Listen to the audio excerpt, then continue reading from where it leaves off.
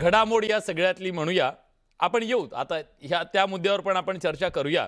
Doctor या मुद्द्यावर 1 minute बोलायचं आहे. बोला बोला बोला. आता कोणीतरी बंदी घाला असं म्हणायचं आणि ते महाराष्ट्राची जनता त्यावर बंदी झाली असं स्वीकारेल, हे शुद्ध मूर्खपणाचं लक्षण आहे. उलट जे बंदी घाला म्हणतायत ना, त्यांनी हे पुस्तक वाचलं पाहिजे. नेमकं या पुस्तकात आहे काय, हे पुस्तक वाचल्याशिवाय आपली टाळकी जागेवर येणार नाही. म्हणून अशा लोकांच्या बुद्धीची पण कीव येते. 38 वर्ष का लागतायत हे सगळं करा? आता वाचले काय त्यांनी ते पुस्तक? म्हणजे काय कमाल आहे ह्या नाही गोष्टीची? नाही एक असं आहे की त्यांच्या धर्मपत्नी एका समारंभाकरता गेल्या होत्या. त्या समारंभामध्ये आमदारांच्या पत्नी आल्यात म्हणून स्वागतात जी कोणी लोक होती त्यांनी स्वागतपर त्यांना एक बुके आणि हे पुस्तक दिलं. आणि हे पुस्तक त्यांनी ज्यावेळेस घरी नेऊन टेबलवर ठेवलं असेल, रात्री आमदार महाशय आले असतील आणि त्यांनी डायरेक्ट ते अरे अरे कोणी लिहिलं हे पुस्तक, आणि त्यांना माहीतच नाही गोविंद पानसरे लेखक आहेत आणि गोविंद पानसरे आज हयात नाहीत हे त्यांना माहित नसावं, म्हणून त्यांनी डॉक्टर आंबींनाच गोविंद पानसरे समजून तो फोन केलेला आहे. मुळामध्ये त्या पुस्तकाच्या शीर्षकाचा आणि त्यांच्या घरी वाचनालयाची पुस्तकं असण्याचा दुरान्वये संबंध नाही. त्यांच्या पत्नीला सप्रेम भेट दिलेलं ते पुस्तक आहे. फक्त त्या ताईंनी ते ठेवलं आणि या साहेबांनी फक्त त्याचं मुखपृष्ठ वाचलं आणि त्यात बाताचा बतंगड त्यांनी बनवला. ठीक आहे. आता मग प्रबोधनकार ठाकरे माहीत असण्याचा तर काही प्रश्नच नाही कदाचित त्यांना. म्हणजे त्यांचं हे सगळं हे बघतात. ठीक आहे, आपण त्याच्यावर वेगळी चर्चा करू. पण हे थोडं हास्यास्पद आहे. म्हणजे तुम्ही म्हणाल की एवढ्या गंभीर विषयावर हसावं किरडावं असा प्रश्न महाराष्ट्राच्या समोर आहे. म्हणून डॉक्टर मला तुम्हाला प्रश्न विचारायचा आहे.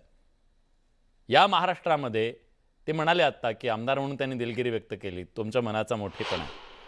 पण जर आमदारांचा कोणी अपमान अजिबात करता कामा नये. ते लोकप्रतिनिधी आहेत, त्यांच्याबद्दल बोलताना सभ्यपणे बोललं पाहिजे. पण त्यांचीही जबाबदारी नाही आहे का? आपण ज्या सभागृहात आहोत, ज्या सभागृहात ज्या लोकांच्या मध्ये राहतो आपण, ज्या लोकांमधून आपण निवडून जातो, त्यांचा अपेक्षाभंग होता कामा नये किंवा त्या सभागृहाचा सुद्धा आदरभंग होता कामा नये. मग अशा वेळी त्यांच्यावर सुद्धा ह्या सभागृहानेच काही कारवाई का करू नये? की आमच्या प्रतिष्ठेला तुम्ही धुळीला मिळवलंय म्हणून तुमच्यावर कारवाई होणं गरजेचं आहे. नक्कीच विलासजी. आणि मी आमदार मिटकरींचं कौतुक करेन. त्यांनी जो प्रामाणिकपणा आणि जे एक दिलखुलासपणा दाखवला की बाबा हे सभागृहाचं सुद्धा हे अवमूल्यन आहे अशा पद्धतीचं वक्तव्य. आणि त्यांनी एक सभागृहाचे सदस्य म्हणून सभागृहाच्या वतीने माफी मागितली आणि तो त्यांचा मोठेपण आहे, त्याच्याबद्दल मी त्यांचं अभिनंदन करतो.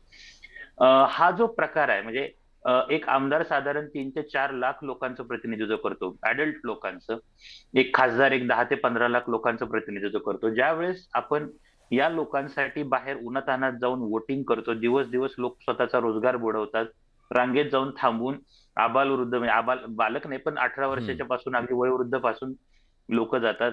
आपण बघतो की एखादं लग्न चालू असताना लग्नाच्या अक्षता टाकायच्या आधी कुठेतरी जाऊन नवरी तिथं जाऊन मतदानाचा हक्क बजावते. ह्या सगळ्या भावनेनी ज्यावेळेस ही लोक मतदान करतात आणि तुम्हाला त्या सभागृहात पाठवतात, त्यावेळेस त्यांची एक सामान्य अपेक्षा असते की आपल्या आमदारांनी, आपल्या खासदारांनी, आपल्या लोकप्रतिनिधीनं आपला आवाज तिथं बनावा.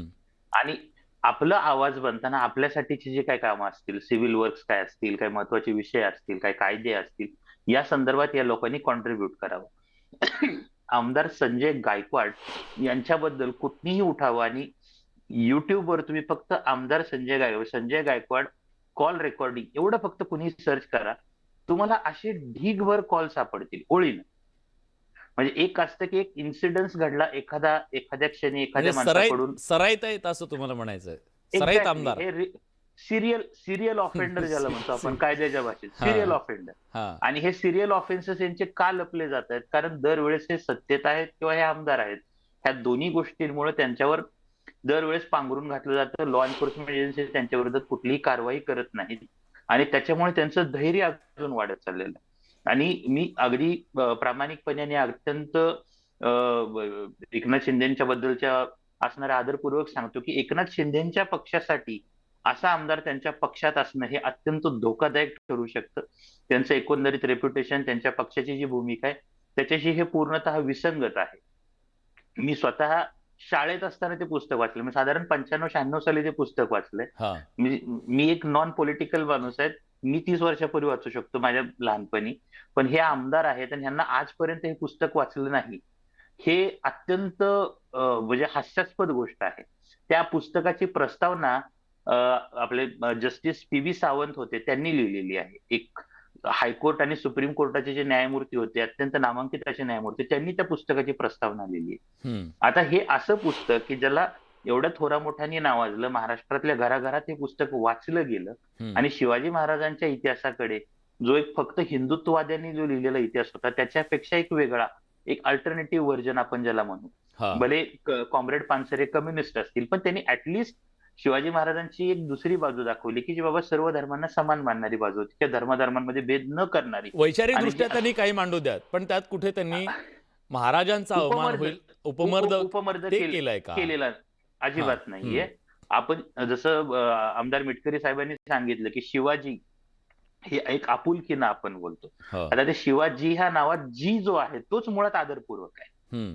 म्हणजे शिवाजी महाराजांचे जे शत्रू होते, अफजल खान असतील किंवा औरंगजेब असतील, आपण ऐतिहासिक नाटकांमध्ये बघतो की ते नावातला जी न वापरता सुरुवातीची 2 अक्षरं बोलतात. हो. पण आपण शिवाजी हे आपल्या अगदी लहान मुलांच्या खेळामध्ये सुद्धा असतं की शिवाजी म्हणतो.